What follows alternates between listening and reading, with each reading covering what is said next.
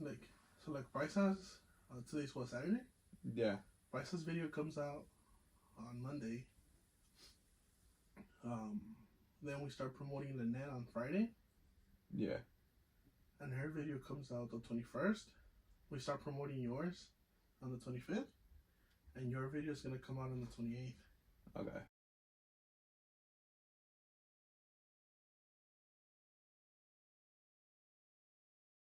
Hello, everyone. Welcome back to this No Offer special edition podcast called Boiling with Raj.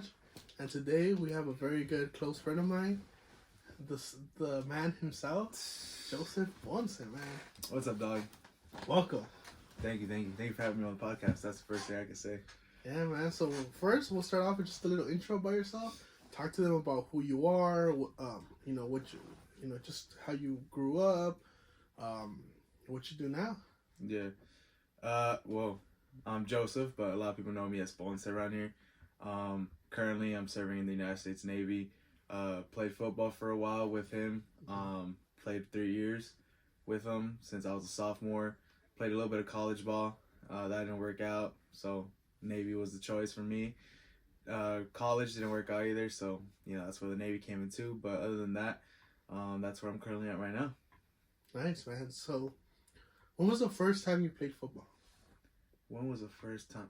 So the first time for me that I actually played football was, it was around middle school time, but I wouldn't really necessarily play like actual football, like in like teams and stuff. Okay, It was more more like just throwing, catching. just throwing, catching, playing with friends here and there.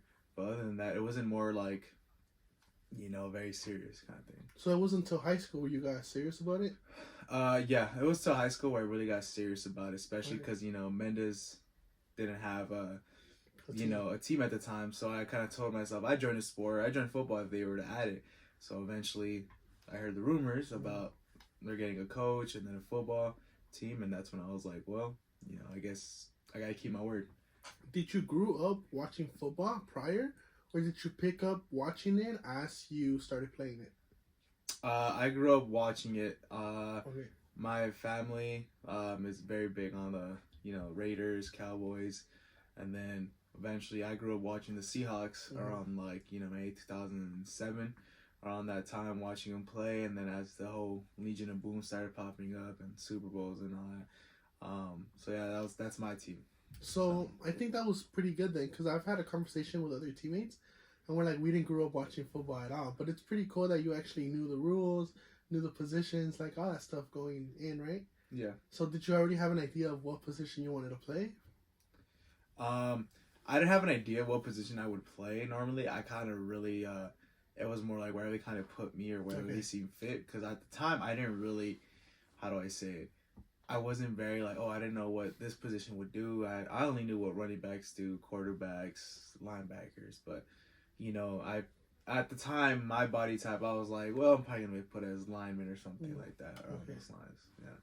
And once you started playing, was it an easy transition? Well, not an easy transition, but was it an easy to adapt in terms of you got put to do this and you're like, oh wow, like I'm good at this, or I like this, or damn, I grow muscle pretty quickly. Like, how was it for you from not playing sports to now being in football? Normally I was always a very big, I was a big boy, ever since middle school, so eventually I knew I could probably hit the growth spurt and all that, start losing weight, get taller, and that's what happened eventually. But I didn't really take it serious, losing weight and all that stuff prior to football. So I just kind of went in with football, I think I'm good, I'm fit for it, whatever kind of stuff. But the only thing I would do in middle school was this program called SRLA, which is Students Run LA. So where you run the marathon, right? Yeah, so I did run the marathon. It was pretty cool, but very tiring. I think we ran into one of the hottest days of the year, so that was a pain in the ass. But hey, managed to do it, completed it, have my medals to prove it. So other than that, I feel like it's an accomplishment that not everyone could say they did. Okay, and what aspect of football do you think you enjoyed the most? Was it the team build, like just having the team presence? Was it the working out on the grass? Was it working out with the weights? Was it just being part of something? Like, what do you think was the most enjoyable part about football to you? I think personally, the thing that I really enjoyed about football was kind of really getting to know the people. Okay. You know, because I normally wouldn't talk to the seniors or the juniors or anyone that was above my grade kind of thing. Makes sense, yeah. So in the terms of the social skills, I improved on that, you know, talking to everyone else, people getting to know me more. Another really good thing I really enjoyed was kind of having those moments where like you're all struggling at the same time, but you kind of just keep pushing each other kind of thing. Okay. And I feel like that grew us a little closer together. Yeah, you know? Makes sense. So I feel like I really enjoy that, and also just simply getting to know the coaches as well, because there's most of those coaches there I'm really cool with, you know. So I really enjoyed all that stuff. The social aspect, I guess you could say. Yeah, of course. And I guess kind of going through that, how do you think your view of football or everyone's view of you playing football changed from sophomore, junior to senior year? Oof. Okay, that's a good question. So, sophomore year, didn't take it as serious. I was more like, hey, I'm in football, I'm enjoying it. You're just one of the guys. Yeah, I was one of the guys. And eventually, sorry about that. Kind of just ended up, through junior year, I started taking weights and weightlifting more serious. Not too serious, but serious enough for I get stronger, get a little bit better, faster. Started being more conscious of my weight, you know, all that stuff. Because, you know, if I wanted to get the position that I wanted to get at the time, which is, I think, running back, I would have to lose the weight, be faster, and, you know, be able to hold the ball and all that stuff. And at the time, I was a fullback, you know. So I really wanted to upgrade the position and be more, I guess, provide a better and more impactful role into the football team. Okay. So, and then through senior year, my bad, it became very serious because, you know, I think that's when everyone takes it more serious because, you know, that's your last year. Yeah, it's your last chance. That's your final year, your final chance to prove yourself, to play, to enjoy the sport before all that's over. Because most of the time, people don't end up playing college ball, and normally that's where they just leave their cleats behind, and that's it, kind of thing. So, senior year, took it very seriously. Reached a lot of Mendes goals that haven't been broken yet, so I'm happy and proud that I could say that. You know, I could hold on to that. What are some of those records, man? Shoot. So I think I finished off the year, or my senior year, with 1,700 something rushing yards around it. Nice. So that's a pretty big, you know, rushing number.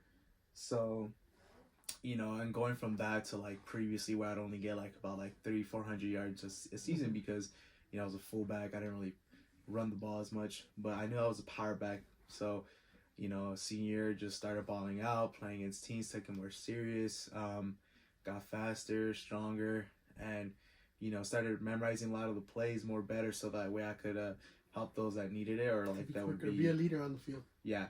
So I feel like that helped a lot in the sense of being like a leader, taking charge and responsibility if a play doesn't go right, and if I knew it was my fault or something like that, I'd definitely correct myself. Also, if like I knew that someone messed up, wouldn't be hard on them. I would be, you know, like, hey bro, like, come on, get your stuff together. Yeah. But focus, yeah. And but if I knew that they messed up, that I knew what they exactly messed up on, I'd always correct them, be like, hey, you know, fix this part, you'll be good, you'll be fine. Don't stress out about it, because at the end of the day, one snap is one snap, but you have a full game to play, so you can't worry about it. Makes sense. Yeah. You know, you are talking about you taking your senior year a lot more seriously, being a leader on the field, and all that. But is there a specific game that you will never forget? Ooh, a specific game I will never forget. Or a play? Okay, so it'd probably be like two really games I would never forget. One would be a game that we played against Grace Brethren. I'm pretty sure you remember them. So these guys were like huge. These were all like D1 athletes that were going on to playing for UNLV, UCLA, USC, big colleges, big universities like that. So that was just a random game we got put into because they offered it, you know, and coach wanted us to get some experience. Yeah, that was the first year as well. And, you know, coach really wanted us to be like, I felt like that, like, he wanted us to really get the grasp of what football at a high level really meant, you know. And when we got put into that game, Jesus Christ, when I mean I was getting teared up, bro, like, you know, I was getting hit left and right. They would just rush us. We couldn't do anything. But at the end of the day, I kind of got the got the message like, hey, this is what football's like at a higher level. You know, these guys take football seriously. It's like on a personal level. You know, I respected it no matter what. You know, I feel like I got a concussion that game because I got tossed hard one time. But, you know, that game I would definitely never forget. You know, and the last game I wouldn't forget either is our first playoff game in history, which would be against Fremont. We lost that one, unfortunately, but it was more like a, wow, we made it to playoffs kind of game. Yeah. Like, it was a feeling that, geez, we're actually in the playoffs for the first time in Mendes history on our third year, you know, which is something not a lot of schools could probably say, you know, making it a playoffs on the third year. So I really did enjoy that, especially because I was like, damn, bro, like, we're really here. We made it. We had to fight for that position, though, because I think at the time the CIF didn't want us to, like, they didn't add us into the playoff bracket, even though we did better than some of the teams that were in that specific bracket that we beat. Like, we kind of blew them out. So it was kind of weird. So when we saw that happening, we were like, we can't let this slide. We can't let this, like, just go under the rug. We fought for the position. We were like, hey, we deserve to be in that playoff bracket compared to some of these teams because we beat them. Like, and we have a better record than them. How are they in it, but we're not in it? You know, so eventually we, parents called, they were supporting us, they were calling us the CIF office and all that stuff. Oh, wow.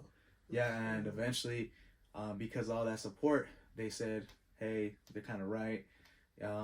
They took a team out, they put us in, and from there on, that's when we got our first playoff game. You know, and then it was a fun game to remember, definitely. You know, especially knowing that was my last game. You know, I had to go hard. I was proud, regardless if I won or lost. I was just happy that we made it to the playoffs and set a different boundary for the team as teams. Nice, man. You're saying that's when you guys set the bar for the rest. Yeah. For the other teams, right? So now kind of transitioning to, you know, you met talking about your last game. How is it that you got started playing college ball?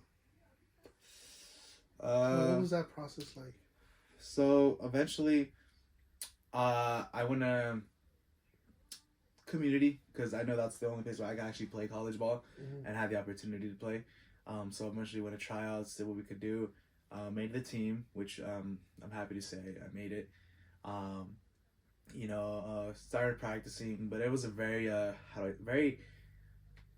not complex schedule, but very time consuming. Like we'd already had a set schedule, like go in the morning, early in the morning to do our classes, you know, do what we have to do, regular college life student, or college life of a student. And then after that, we'd have to go to practice, and we'd start off first by looking at film for about an hour. From there, we go into the weight room for about an hour, and from there, we head out and go and practice, get suited up, and, you know, start practice. Yeah, it's very time consuming. It really was, especially if, for example, if you needed massages on your knees or whatever that was messed up, an ice bath, you go to the trainers right after practice and they'd basically help you out, you know, whatever it was that you needed. So if you were consistently doing that, which I was, because I had messed up, my knee around that time, I'd probably leave school around maybe 8:30, 9-ish at night.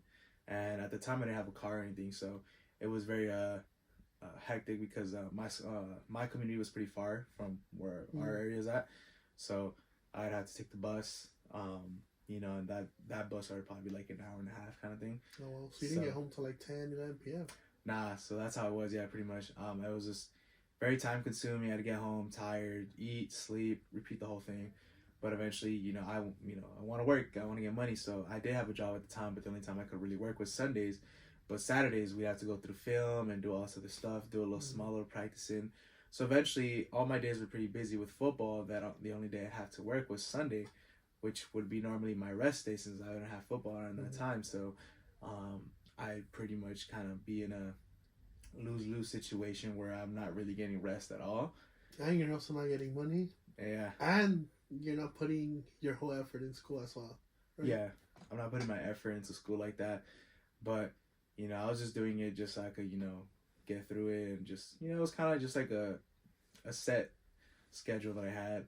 But eventually I kind of grew out that phase and I kind of ended up doing a decision that really, it was kind of hard to make. And, I eventually said, hey, I don't think this is for me anymore. I don't think, I wasn't having that same passion and drive as as I did it in high school, you know, Right. for football. So I was like, well, I don't think this is really for me anymore. Like, this is very time consuming. My whole high school, I was always a student athlete, never really just a student. So I didn't have the privilege or the ability to be like, hey, I'm going to just go to school, go home, go out, go to work, have fun kind of thing. So eventually I decided, hey, you know, I think I'm going to drop football. You know, a tough decision to do, but I felt like it was better for me in general. Right. So dropped football and just started working, going to school, and I feel like it was the right decision because I actually started having more fun, going out with friends, and just enjoying myself more. Right. Yeah. That makes sense. So when was the decision for you to no longer continue going to school? So my decision for it's a funny story too. My decision to not going to school anymore was just simply I had messed up in the sense where I didn't apply for classes ahead of time. Okay. So I was one of those students where I applied really late into before the semester started. So you take what you can get around that time, especially if like there's no more classes available for the mornings or that makes sense. Stuff like that. So eventually I kind of had to stick with one in the like 8 a.m. and then my next class will be like at 10 a.m. and then my next class will be like at 1, and so it'd be divided into a very big like hour or like a gap time. So in that case I was I was kind of getting really frustrated, which although that was my fault for not really applying earlier, I was just stuck in the sense where I was like, damn, now I gotta wait 2 hours for this class, 2 hours for the other class. What do I do in that time frame? Especially like I'm just in a like I'm laying down, and I wasn't talking to a lot of people at the time to be like, hey, you know, let's go hang out over here and here kind of thing. I only had 2 friends I was there with, and we just couldn't just go eat, and then we just literally sit down for like 2 hours doing nothing. Damn. So eventually, I kind of got, one day I was going to school. This was a Friday as well. I was going to my sociology class, and I was about to enter the door, and I kid you not, I just said, I'm gonna go home. Like, I'm done with school kind of thing. Yeah. It was just such a sudden decision. And I feel like it was an impulsive thought too, where I was just like, it don't matter. I'll just go work kind of thing. So I was about to open the door, said, nah, screw that. I'm done with school. I walked out, got on the bus, headed home, knocked out, took the biggest nap of my life. So much weight off your shoulders. Like, so much weight off my shoulders, bro. Like, although, don't do that. Like, do not do that. Don't follow that, or don't follow whatever I did, like, at all. Because, you know, unless you really just feel like you're done with school, you know, do it the right way. You know, have a plan at least for after, which I didn't. I just had a plan of working, and that was all I was doing. So, that's what happened. A lot of weight off my shoulder. Now, having to break it to my parents, I didn't break it in the sense where I just said I dropped college. It was more like, I'm taking a break. You know, I'm taking a semester break. And they're like, all right, cool. But then they realized that semester turned into 2 semesters and 3 semesters. Yeah. I feel like that's a story for a lot of people that I know. That the way to say it is, oh, I'm just taking 1 semester off, but then they never come back, right? But at that time, so you stopped going to school, and is that what made you say, you know what, I want to accomplish something, let me go to the Navy? Was that how it was? So it was somewhat related to that. It was more like I was working. I had a shift. I have mid shifts, so I go in at 12 and I leave like at 8:30, 9. So I personally felt like eventually it took a toll on me where I was like, damn, mid shifts is kind of boring. But I wanted to go morning shifts, which was like 4 a.m. to like 12:30. So you can have the rest of the day to do something, you know? Yeah. But the problem was that I have a sibling that had to school. I had to do this. Mm-hmm. So eventually I was just like, oh, I can't do that. I can't go to morning shifts because of that same reason of my siblings. So then night shifts, I was not going to work night shifts. I was like, hell no, I'm not trying to do that because, you know, you go in, you waste your whole night, but then you have the day off, but then you have to be like, I got to go work at night kind of thing. I don't like doing that. Yeah, or I got to sleep or I got to rest before work. Yeah, so eventually though, I got stuck in mid shifts. I did what I had to do at work. You know, I was a forklift driver at a warehouse. It was cool, fun, replenishing things. You know, made some friends here and there, you know. But having to waste my whole day, going in the morning, seeing the daylight, till finishing and just being nighttime already. And by that time, it's like things are already closing or they're about to close. So I don't really have much to do, you know. So I got to the point where I really kind of And the military was always a thing where I kind of really wanted to do. Like, it was always in the back of my head. You know, I was like, well, you know, what if I did join kind of thing? Like, or actually, you know, what if I did join after high school? Right. But I never took the time to actually look into it, research about the military, what branch to research, you know, what were my options, what each branch offered kind of thing. And eventually, I knew that there was a recruiting office for the Navy and the Marines. And eventually, I had had a lot of interest in the Navy, just because of the sole reason that you could travel, you could do a lot of different things like travel. You get qualifications and certifications that normally a civilian wouldn't get. For example, I have my certification in firefighting, so you know I know different types of fires, classes of fires, you know what to use to distinguish that fire, or basically de-escalate the from eventually getting to a really big fire kind of stuff. You know, especially that we need to know that since we're on big ships. You know, these ships, when I tell you, like, we have different classes like destroyers, carriers, but the biggest one is a carrier. A carrier holds about normally 3,000 to 5,000 people.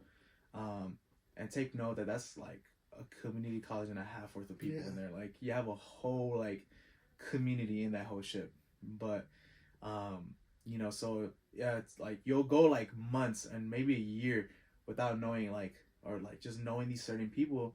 And eventually, like, you'll meet someone that you're like, oh, like, when did you get here? Like, and they're like, I've been here, kind of thing. That makes sense. And you're like, what? Like, I've never seen you, because that's how big the ships are. You know, and normally you can't do much on a ship either. So, you know, you can't really go out. You can't do this. You're just stuck there. You just go with your friends or go to each other's rooms and just have fun kind of thing. But, you know, so that was cool. You know, got training in firearms and stuff. So being able to shoot weapons and knowing how to handle them safely, you know, it was a very big privilege to do, especially because they were letting us just shoot like like crazy, which was always fun to do. You know, you get a certain feeling when you shoot a firearm, you know, like you get like a little adrenaline rush going, you know, you're like, oh shoot, you're holding this, you know, you're shooting, you know, going to the firing range, being able to you know the proper ways how to check a gun that's safe, like for safe to be able to handle, making sure there's no rounds in the barrels, you know, or in the chamber. So eventually that was really cool to do, and being able to do, as well as eventually if you get certain ribbons, so, you know, a sharpshooter expert, depending on the firearm that you're shooting. So if you want to get an expert, or you want to get a ribbon in an assault rifle or an M4 or a shotgun, you know, you could do that on ship. You ask, hey, I want to get my qualification on this. They'll be like, good, I'll start training you on that certain weapon. And then eventually you go to the firing range to, you know, try to get your ribbon. And they all scale it by points.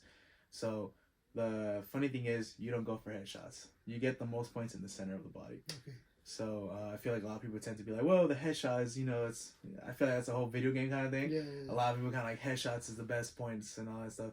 But normally it's in the body, because we see it as it's really hard to even try to get the head. Like, you know, why would you aim at the head, you know, when you could just aim at the whole body? Aim at the whole, maximize the damage that you can do, kind of thing, you know? Yeah, it makes sense. So that's how it was. So eventually, once I was at the recruiting office, you know, talked more in detail, making sure that I was doing my research, so I know that they weren't trying to screw me over, kind of thing. So eventually I went, make sure I asked all the questions I could about college, paying. Did you get a signing bonus by any chance? I was gonna get a $5,000 signing bonus at the time if I were to ship out earlier, but eventually they didn't need more people, so they ended up canceling that on me, which sucked. So the answer is I didn't get a bonus. I did go in though, without it, but regardless of that, I feel like, you know, it was a cool experience. You know? Yeah. Okay. What are some of your favorite guns to shoot while you were there? Oof. So when you're at boot camp, you get taught how to shoot a pistol or a handgun, and I think it was a Beretta, and a shotgun. Okay. So you get to shoot those two weapons, because we're not riflemen first, so we don't do what Marines do, which are rifles only. So we get taught on shotguns and pistols. So at the end of the day, I feel like the pistol was the funnest to shoot, although shotgun is more, you get more of a kick to it. Yeah. I feel like if you were more accurate with the pistol, you have more of a sense of accomplishment, because you're like, damn, I'm a good shooter with this, because, you know, the pistol's harder to shoot, because I feel like normally a lot of people tend to think it's easy to shoot a weapon, when in reality it's very complex. Right. Because if you were to just shoot 2 rounds back to back, it's not like you're gonna definitely hit that same point where you were trying to aim your first round. So you shoot that first round, but if you were to shoot right after it, guarantee you 99% of the time that bullet is gonna go like somewhere up, like corner or downwards. You know, you'd be like, what the heck? Like, where did my other bullet go, kind of thing. But that's because of the recoil that people underestimate the recoil, and they think, oh yeah, I could just start shooting like random, and then you're missing most of your bullets, you know, because you're just shooting like a knucklehead. So like I said, they teach you the right posture and how to grip the weapon correctly and being able to land all your shots. So eventually I felt more of a sense of accomplishment with that, with the handgun, but more of a rush and fun, I guess you could say, with the shotgun, because you know, you have a big shotgun, you just shooting that thing, you know. But yeah. Nice. And what caliber was the handgun? What caliber? Mm-hmm. So it was just a Beretta. So it was just what was it? I forgot exactly what caliber it was, but it was very simple. It was just these Berettas are kind of old, so they're not really new. So because you know the those are the training ones. Those are training ones, you know. So a lot of them are kind of messed up, or like a lot of them are just kind of iffy. Mm-hmm. But it was just a regular, one round, 12 round chamber, or 12 round mag, with just a simple chamber, and that was pretty much it, honestly. The really cool fun part is that I'm pretty sure a lot of people have seen these like in a little video somewhere at one point or another, is where people are like dismantling the weapon and then well, that's something you have to learn, right? So that's something we have to learn, how to, like, you know, the spring locks, and how to, you know, how to empty out the chamber, how to fix the chamber, how to, like, you know, remove the top part from the chamber and all that stuff. That's actually really cool. So it really is cool, because then eventually, you know, you're with your friends and your homies that you're just like, oh shoot, I'll race you, kind of thing. Like, let's try to do it. Although one thing I could say is for like anyone that's planning on shooting a weapon or a handgun, is eventually when you are shooting and the top part, which of the chamber,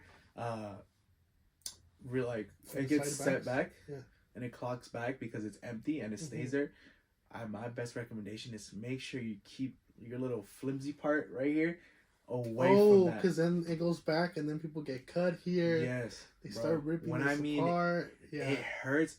I saw it happen to someone at boot camp. So they clocked it back without them realizing that this was still kind of near that. Yeah. So when that happened, it literally clamped onto that whole piece of like little chunk of caramita right here. And bro, that shit got stuck, and it was a big deal, because now you have to literally clock it back again so you could take it out. But that hurts in general. So he lost all his little part right here and he was bleeding like a lot. And when I tell you it hurts, like, he was in pain, he was screaming, like. So my best recommendation: keep this part away from the little chamber part or the top part of the weapon, because you're gonna regret it as soon as that happens. Like, you're gonna regret it. Yeah, man. Well, yeah, that's crazy. So eventually, were you able to get like be a rifleman, or is that more in terms of another branch? So if you were to want to get your rifleman qualifications and all that, that's when you request. If you're at a ship or on base, doesn't matter. You could request it, and that's when they'll show you and train you on that specific weapon that you're trying to get your ribbon or qualification for. So if you want it on that assault rifle or anything like that, you go ask, hey, I want to get this qualification for that specific weapon. They're like, all right, cool. They'll help you out. You'll learn how to study first the parts, the chamber, you know, how many rounds the magazine holds, you know, what attachments that you can add on it, and eventually they'll make you shoot it, and then that's when you get your qualification. Quick question: how well do these qualifications translate to the civilian world? Specifically, you know, more of the fire expert one. Like, how well does that translate here now if someone wanted to become like a firefighter or something like that? Okay. So it translates good into the civilian world, because when you do finish your contract and eventually you want to apply, like, let's say you want to go to firefighting and all that stuff like that, you could always, they'll see your record and you can let them know, hey, I'm prior military service. Navy, we got our fireman, fire handling certifications going, and they'll see that and they'll be like, okay, so he has a sense or a common knowledge background of what it is to set off a fire, how to de-escalate a fire, prevent fires, yes, how to extinguish them, how to classify certain types of fires and then what causes them, and what proper solutions to use on that specific fire, so that way it doesn't either escalate the fire or, you know, make things just worse. Okay. Wow, that's actually really good. Same thing with different job qualifications. So, for example, I'm in aviation. There's some certifications and qualifications that I have that transfer to the civilian world where it helps out and benefits me if I were to want to get a job in that certain aviation field in the civilian world. What were some of your expectations before going into boot camp? How was it when you were there, and then how did it feel to finally come out of boot camp? Ooh, okay, that's a good one. So my expectations of boot camp was honestly, I probably knew I was gonna be miserable for a while. Mm-hmm. You know, like you don't go into boot camp expecting all like, you know, rainbows and flowers and stuff like that. You know, one thing I could say is that boot camp where it's at, which is RTC Great Lakes, which is Recruiting Training Command, right? In Chicago. Yeah. So I didn't expect much. I expected as the worst, because I'm not gonna lie, like, you know, you don't expect it to be nice. So that is my initial expectations when I was going into boot camp. So when I'm finally in boot camp, when I tell you it was so complex and so hectic, I mean it. We have the moment of truth, which means, you know, you go, that's like your first day. You stay up about 3 days in a row without sleeping. You have a sense of urgency because you're consistently getting yelled at. You're getting sent here and there. You're going to different places. You got to go to medical. You have to go through this whole process. Everything's rushed. Yes, everything's rushed. People screaming at you. So a lot of people, that's why they call it the moment of truth. You know, that's when you know and realize what you got yourself into. You're like, damn. You know, because at the end of the day, boot camp is a total of 10 weeks. 11 weeks in total because you have a week. 0 week, right? Or something like that? Yeah. We call those P days because they're called processing days. Okay. So on that one, they're basically getting all your paperwork done. You're going through medical. You're getting all these different types of shots to prevent you getting sick. You're going through all this eye testing, joint testing. Everything you could possibly think is there. So blood pressure, everything. So normally we have a consistent schedule of waking up like around 4:30 in the morning. Walking to medical and marching specifically. It's not just walking because, you know, you have to get used to marching all together. You have a division number. You have your RDC, or your recruit division commanders. So you normally have 2 petty officers, first classes, and a chief. A chief outranks the other 2. So he's the leader, I guess you could say. So you're going through that, marching, going through this. And I got there on February. And take note that it was still around winter time, so Chicago gets really cold and like. Does it snow or no? Snows heavily, and take note, you're waking up at 4:30 in the morning with like, I kid you not, like 4 feet of snow, like covering your like shins and all that stuff. Walking and marching, you're covered in all these coveralls and just these parka liners and all that stuff with like your neck gaiters and your everything covering your face. It's so cold. Gloves, some really thick leather gloves, you know. And you have your backpack, and you have to do like certain things where you go into the medical and they put everything away, sit down. You're sitting down for a good amount of time that you're just sitting down on your ass. So that is one thing I really hated because your ass starts hurting after a while, bro. Pause. But eventually that is your like P days, your P week or whatever, and then that's when stuff starts happening. You start getting issued your uniforms. You get 3 sets of uniforms. You get your dress uniforms, your blues, your whites, your caps, your jackets, everything. You get everything issued there. So eventually, the thing about it is then you start having to stencil everything. So we have like a little ink stamp that we have to get. Mm-hmm. And we have to do a certain way where you have to like put your name, all that stuff like that. And just stenciling the crap out of your stuff, like, you know, your everything, your shirts, everything that you had was all stenciled, so they could know whose it belongs to. You go through that whole thing. You learn how to fold clothes. You learn how to fold your your rack. Everything you didn't want to do back home. Anything you did not want to do back home that you weren't good at.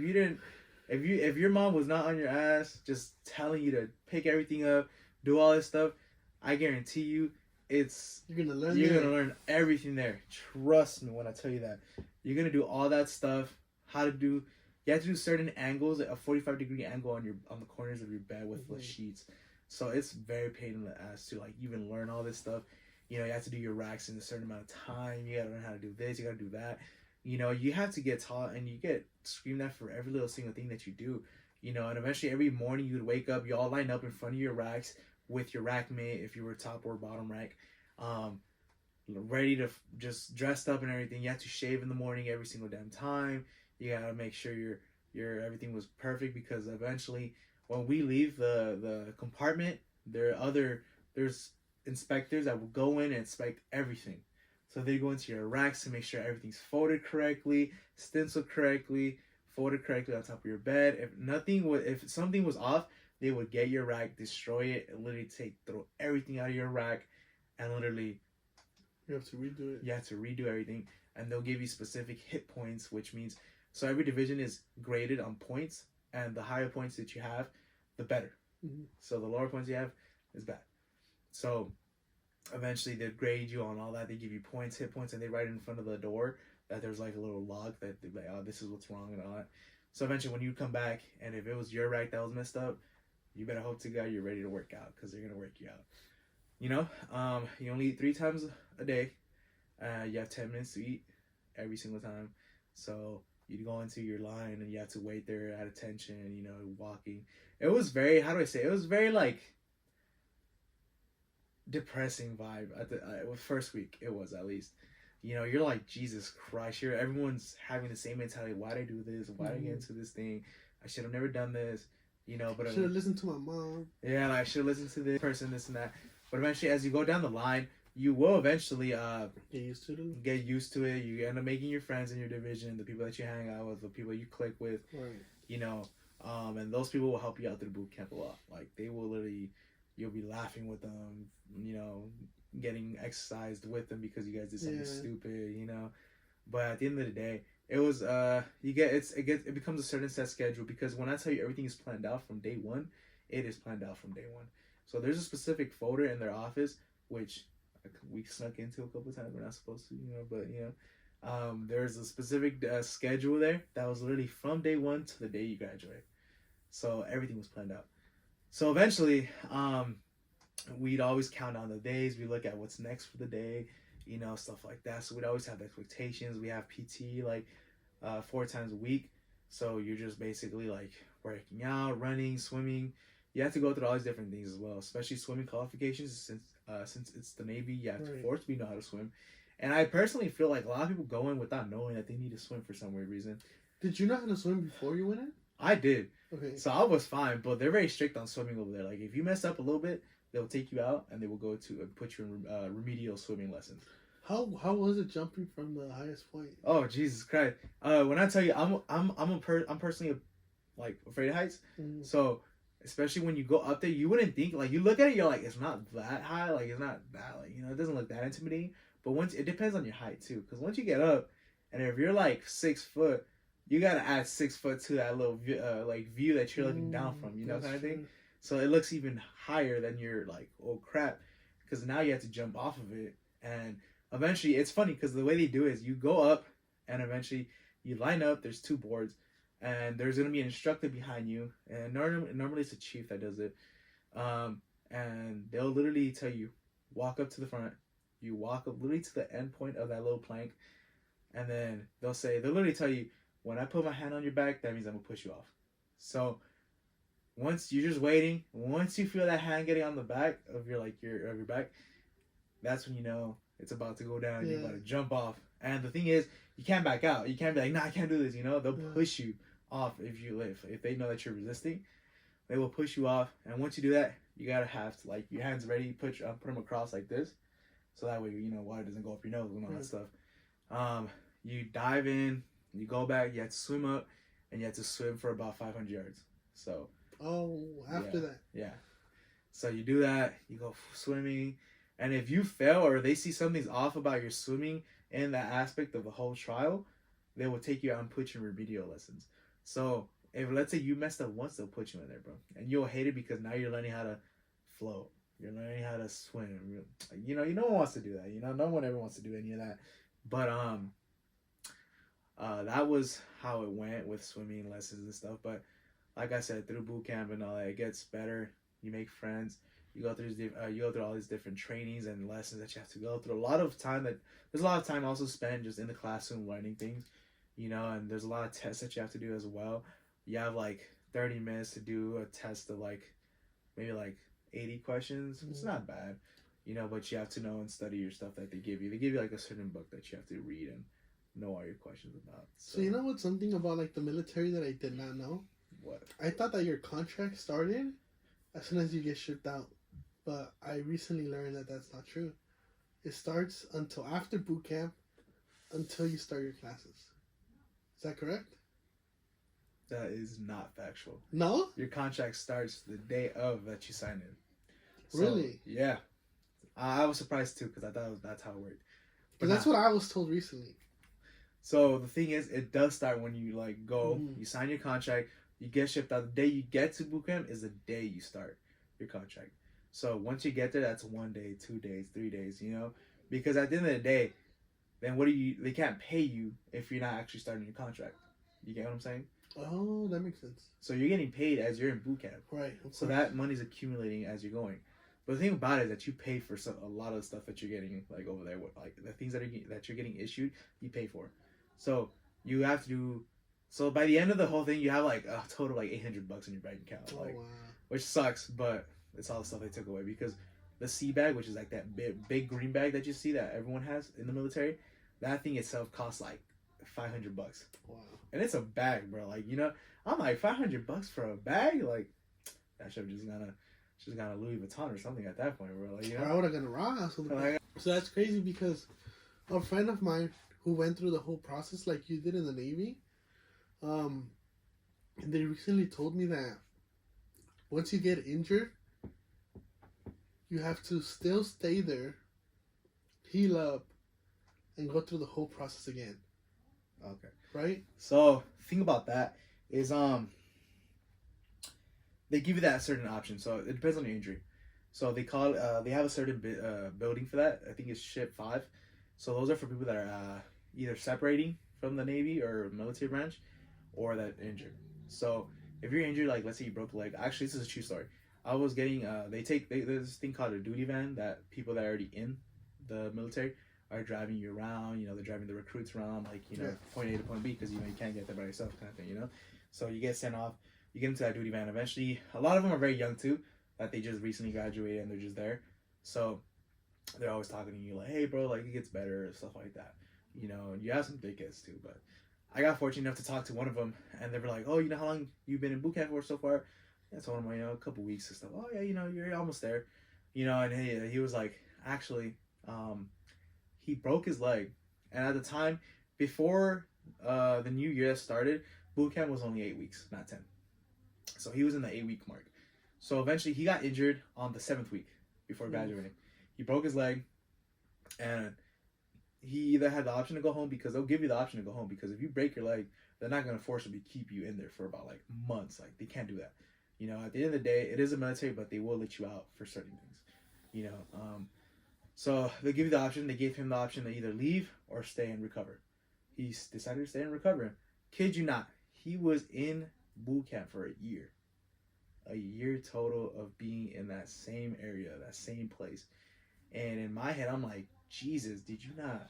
You didn't want to go home, bro? You didn't want to go home, bro? Like, a year being stuck there. When I tell you, you will be the most saddest person being there for a year. I mean it. So I give mad props to that certain person, that individual that decided to stay. And any individual decides to stay, because normally I'm like, why don't you leave? They're like, well, because I want to do something, you know. So I give him mad props to that. And he was in boot camp for a year, recovering, and eventually they just put him in a division to graduate, because they see that, dude, he's been here for a year. They're not gonna be assholes and, like, you know, tell you to finish it. You know, they put him. He was about to graduate. He graduated, and he was out. So necessarily, you don't have to stay. They will offer you the option. And for those that, a lot of people get separated because they can't do it. They mentally not fit anymore. Yeah. They ended up getting depressed. Some people start hurting themselves. It's a very serious thing. Like, you know, Someone actually broke their teeth on purpose to get out.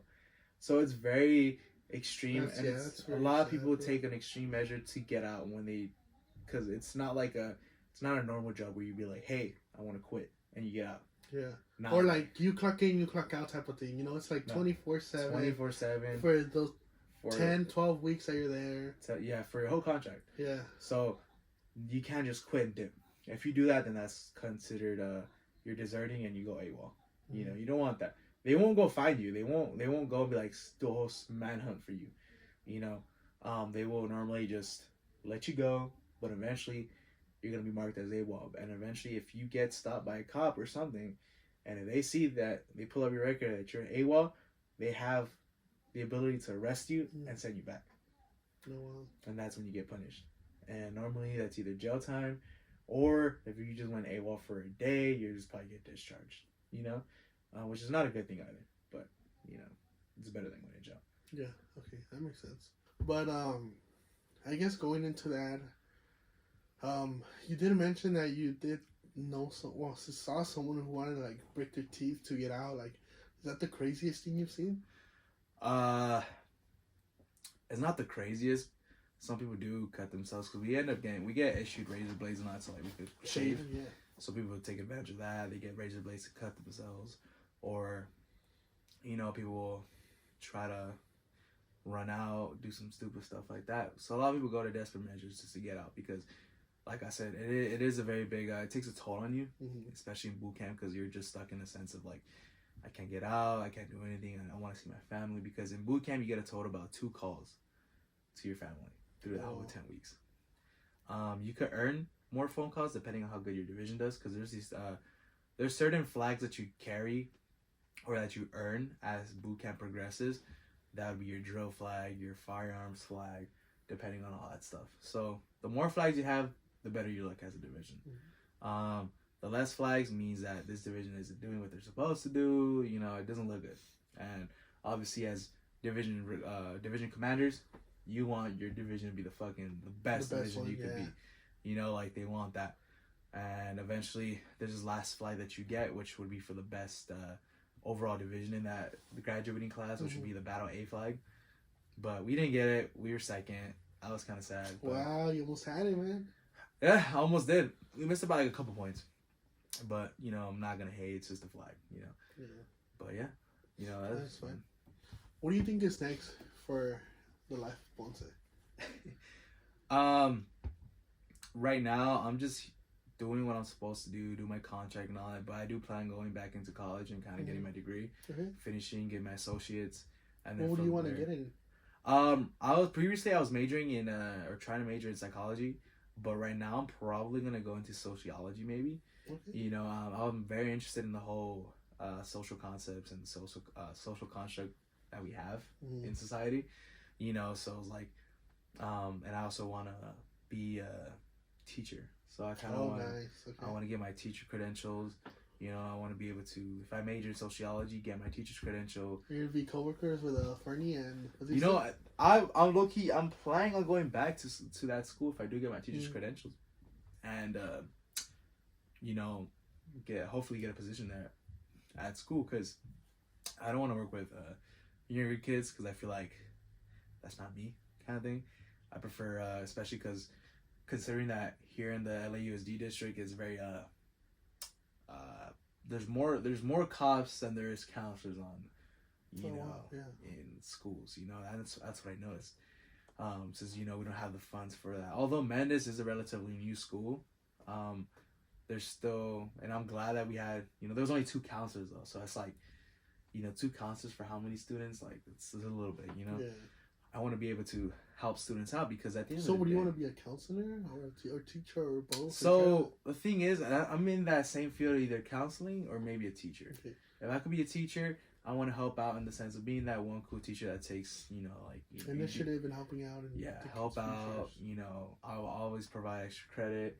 You know, be that teacher that helps people and that makes an impact towards students. You know, regardless, I have that same drive as a counselor. If I were to be a counselor, you know, help out students that need the help. That's good, bro. That's you know, being able to help them out, because sometimes I feel like a lot of students don't have someone to go to talk to, or or they don't know how to receive help or how to start getting help.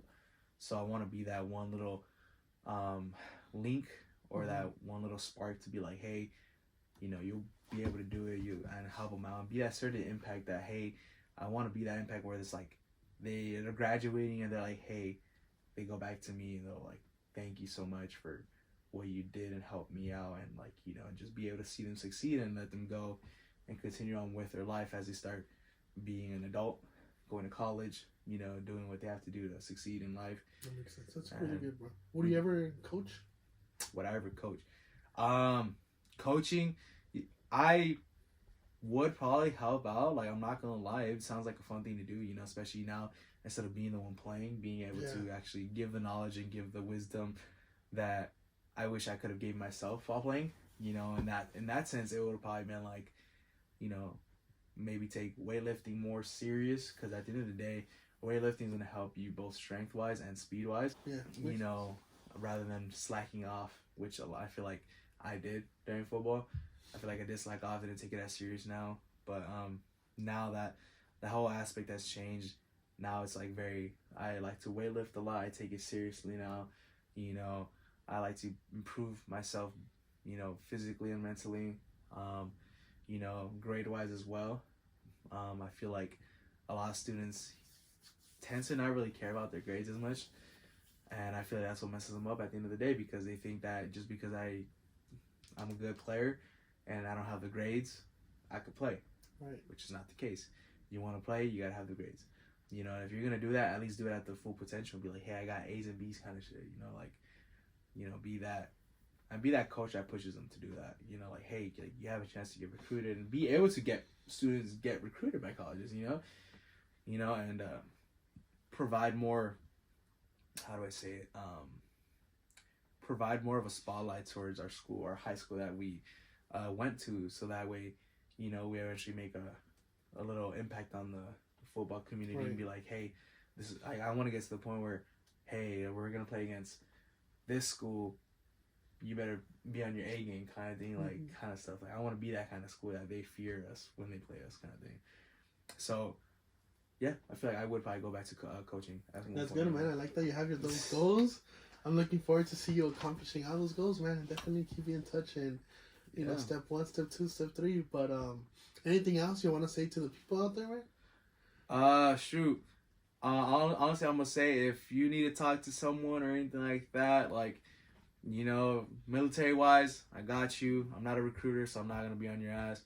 I would rather just give you insight of what it's actually like, especially in aviation. If you're gonna be working in that kind of field, make sure you do your research before you join the military. Same thing football wise. Always down to, you know, run some little scrimmages here and there. But other than that, college, if that's your thing, do it. Anything that you feel like you personally want to do and achieve, do it to your full potential. Don't slack off. At the end of the day, you only have a certain time in your life, and, you know, don't waste it.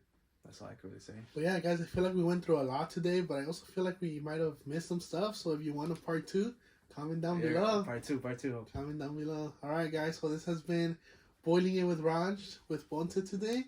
And this episode will be really great. And then next week, we're going to have someone else. And we're going to dive into the Bible, guys. So, the Bible? The Bible. So stay tuned for that one, guys. Okay. Stay tuned, guys. Stay tuned. Make sure you keep watching him, man.